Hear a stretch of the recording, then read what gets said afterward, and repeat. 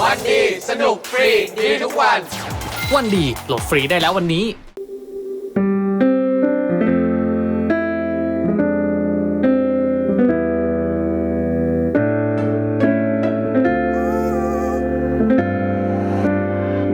แค่นาทีเดียวที่ปล่อยให้ใจมันไปคิดถึง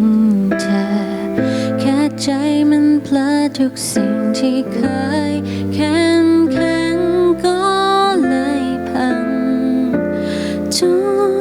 กอย่างความว่างก็วนเข้ามาที่เก่าทั้งที่รู้และสั่งตัวเองว่าเราต้องทำใจยังไงก็ไม่มีเธออีกแล้วไม่มีทางแค่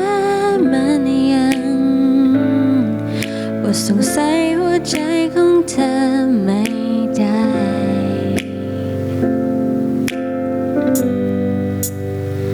ถ้าหากเธอรู้ว่าฉันเหงาเธออยากจะมาหาฉันไหมก็เข้าใจจ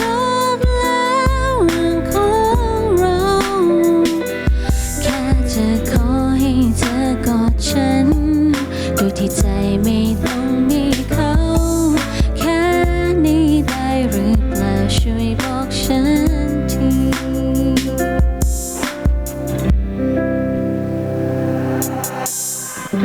ไม่ใช่ว่าฉันจะไม่มีใครมาคอยช่วยเคียงข้างไม่ใช่ว่ายังจะอยากจะยื้อไม่มองหาคนอื่นไม่ยอมตื่นแค่มันฝืนให้ลืมหน้าเธอไม่ลง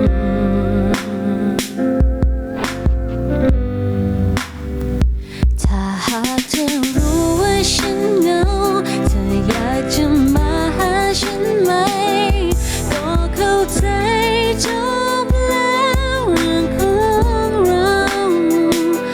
แค่จะขอให้เธอกอดฉันโดยที่ใจไม่ต้องมีเขาแค่นี้ได้หรือเปล่าเป็นแค่เพียงการที่แพ้ความคุ้นเคยมันไม่มีอะไรก็แค่แน่ใช่อยากได้ยินว่าเธอยังแค่ได้รู้ไว้เลยเก็บมันไว้ไม่อยู่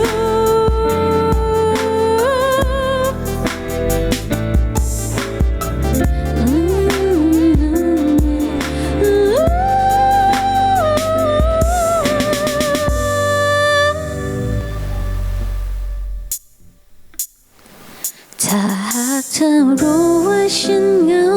เธออยากจะมาหาฉันไหม